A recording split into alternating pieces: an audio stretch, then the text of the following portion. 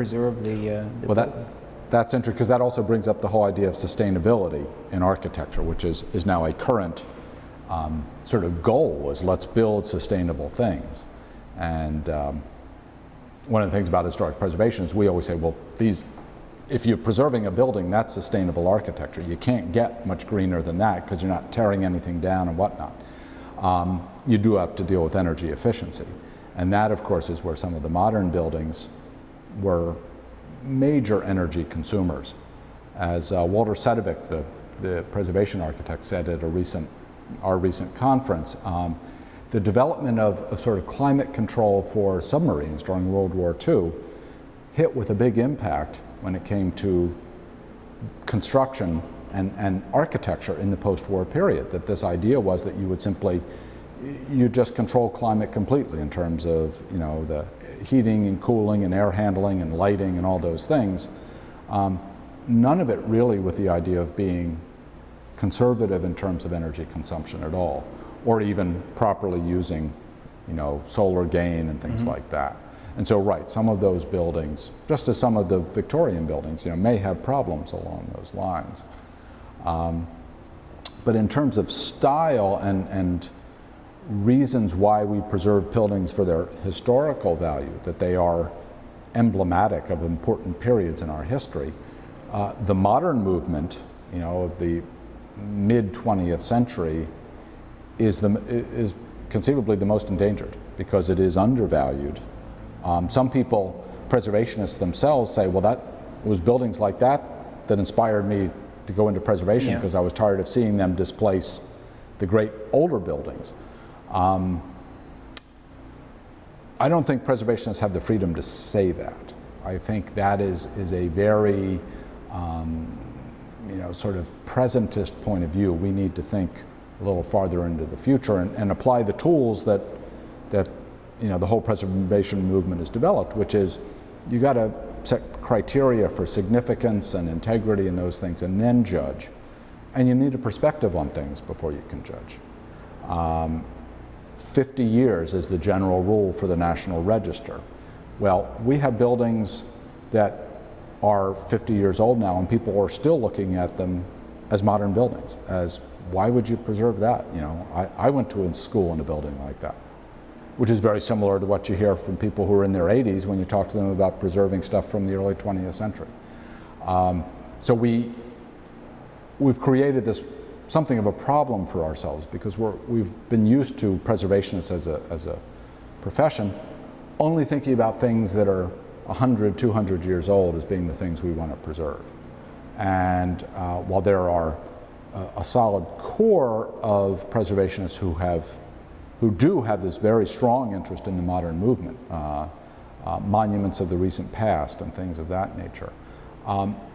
As a field, we're slow to catch up on that, and we're slow to educate the public on why they should care about those things. And we're playing that catch-up game now. And I think the more younger people come into the field, the better we will be in that sense, because I think they'll have some of the perspectives. And these buildings will be emblematic of their heritage and past. That's because right. They weren't born into it. So exactly. Those were old buildings when they were growing up. Well, it's interesting that you say that's some of the most endangered theaters. Those things are virtually gone from New England, virtually wiped out. Yes. Not even a couple of them saved, maybe one or two, but that's about it. Yeah, that is it. And and of course after 9/11, everybody was saying the skyscraper's dead. We're not going to build any more of those. Well, that doesn't seem to be true, but it sort of shows how they're. Is energy consumption going to start to argue against some of these buildings and endanger them in that sense? And should we start to think about how do we retrofit?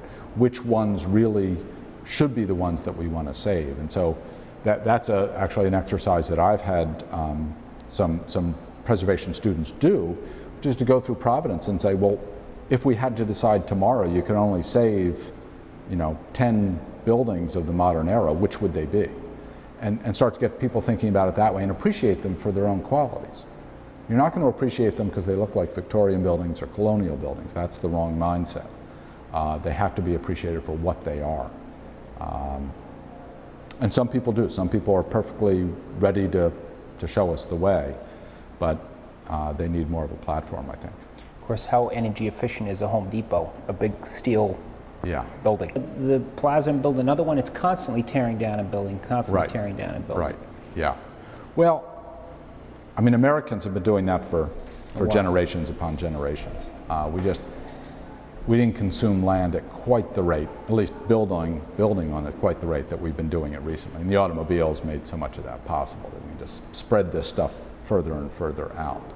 I mean, I think that's one area where energy consumption and this seek for sustainability, search for sustainability, may have a positive effect. That we stop looking at a 10-year life or a 20-year life to a building and start thinking longer term about that, because it's becoming prohibitive to do it in terms of cost and allocation of resources. That's going to require a major shift, because as we know, so many of these things are governed by local building and planning boards and zoning things and whatnot. And so it needs to, I think, start at the top and work its way down in terms of energy codes and things of that nature. And whether the green architecture and sustainability movement continues to gain strength as it is now, I think that's one way we can possibly control that. Smart growth is another way, but again, that doesn't make sense to economic sectors in much of the country who see greenfield spreading out development as the way they make their money, rather than compacting things, reusing, and inserting into existing infrastructure and buildings. But the smart growth movement does have the ability to push us in that direction too. What is that smart growth? Well, smart growth basically takes the point of view that we should be following a pattern of more intensive rather than spread out land use. I mean, one of the great statistics, the Grow Smart Rhode Island sort of had its origins with a lot of support from the Providence Gas Company, because the president sort of looked at their numbers and said, well, the number of customers we have hasn't increased, and yet we've expanded our gas pipeline, our gas distribution system by 100%, in the past, past recent decades. So that they're just incurring all this cost to send the same amount of stuff farther out, and that's wasteful, expensive. And then what we really need to think about doing is in a sense returning to the earlier patterns that we had, in which there were concentrated nodes of development with periphery and then relatively little development out in the rural areas. That has the great advantage of conserving green space, which in a state like Rhode Island is disappearing at an alarming rate, farmland even most of all. And so smart growth and growth centers, as articulated by the State Planning Council, would basically place a premium on development that made use of an existing infrastructure, was on, that it was in a walkable community, that public transportation served it, that existing utility infrastructure served it, and try and contain development in an area that already was developed and able to support that kind of development, rather than letting it spread out and then requiring that all that infrastructure and whatnot be built to service it. A solid core of preservationists who do have this very strong interest in the modern movement, monuments of the recent past and things of that nature. As a field, we're slow to catch up on that, and we're slow to educate the public on why they should care about those things. And we're playing that catch-up game now. And I think the more younger people come into the field, the better we will be in that sense, because I think they'll have some of the perspectives. And these buildings will be emblematic of their heritage and past. That's right. They weren't born into it. So exactly. Those were old buildings. Yeah. Jane Jacobs was saying that the life and death of great American cities. So that you really need to look at urban communities, urban neighborhoods as the sort of complex biological community. And just as we know you can't go in and clear cut a forest and then put back certain trees and get the same ecosystem. That ecosystem gets eliminated when you clear cut. And to recreate something can take generations upon generations. It's a great analogy.